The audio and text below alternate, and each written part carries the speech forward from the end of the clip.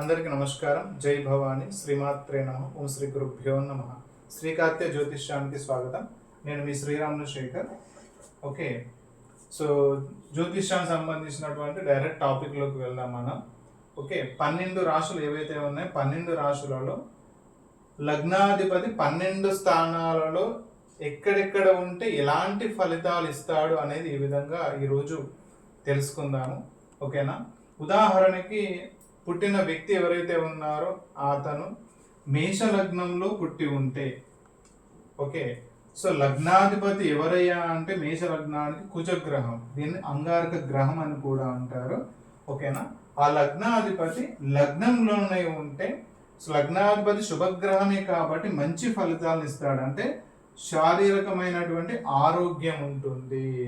So కుజుడు కొంత కోపం, అగ్రెసివ్ ప్లానెట్ కాబట్టి కొంత ఎమోషన్ అయ్యే అవకాశం ఉంటుంది, కానీ ఆరోగ్యంగా ఉంటాడు. ఓకే, ఇక రెండవ స్థానం ఏదైతే ఉందో లగ్నం నుంచి వెళ్ళి ధనస్థానం అవుతుంది కాబట్టి లగ్నాధిపతి రెండో స్థానంలో ఉంటే మంచి ధనయోగం అనేది ఏర్పడుతుంది. వాళ్ళకి డబ్బులు బాగా సంపాదిస్తారు. అండ్ అదేవిధంగా వాక్స్థానం కూడా కాబట్టి వీళ్ళు మంచి వాక్కు అనేది ఉంటుంది, వాళ్ళు చెప్పింది జరుగుతుంది, మంచి వక్త అయ్యేటువంటి అవకాశాలు ఎక్కువగా ఉంటాయి. అయితే కుజుడు కొంత ఎమోషన్ ప్లానెట్ కాబట్టి కొంత స్ట్రెయిట్ ఫార్వర్డ్గా మాట్లాడతారు, ఉన్నది ఉన్నట్టు మాట్లాడే గుణం ఉంటుంది వీళ్ళకు. ఓకే, ఎందుకంటే ఆ గ్రహం యొక్క కారకత్వాలు కూడా తీసుకోవాలి కదా మనం.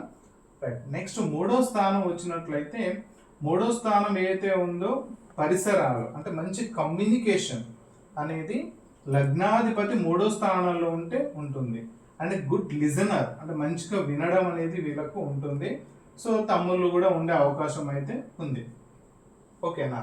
నెక్స్ట్ నాలుగో స్థానం. నాలుగో స్థానం ఏదైతే ఉందో లగ్నాధిపతి నాలుగో స్థానంలో ఉంటే తల్లితో మంచి రిలేషన్ అనేది ఉంటుంది. అంటే తల్లితో ఏదైనా విషయం చేయాలి అయినా ముందుకెళ్ళాలి అనుకుంటే ఖచ్చితంగా తల్లిని అడిగే నిర్ణయం తీసుకుంటారు ఇలాంటి వాళ్ళు.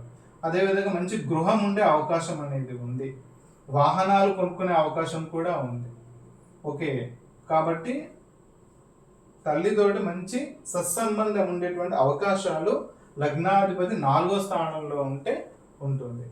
అదేవిధంగా ఐదో స్థానం లగ్నాధిపతి పంచమంలో ఉంటే ముఖ్యంగా లవ్, ప్రేమ. ఇప్పుడు ఈ కాలంలో చాలా ఎక్కువగా ఉన్నటువంటి విషయం ఏంటి అంటే ప్రేమ. లగ్నాధిపతి పంచమంలో ఉంటే దాదాపుగా వాళ్ళు ప్రేమించే అవకాశాలు ఉంటాయి. పాపగ్రహ దృష్టి ఉందా, లవ్ బ్రేకప్ అవుతుంది.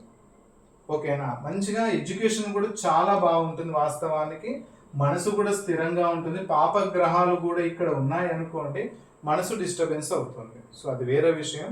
తర్వాత లగ్నాధిపతి పంచమంలో ఉంటే ఓకేనా, చదువు బాగుంటుంది, ఎడ్యుకేషన్, మనసు స్థిరంగా ఉంటుంది, లవ్ కూడా చేసే అవకాశాలు అనేవి ఉంటాయి.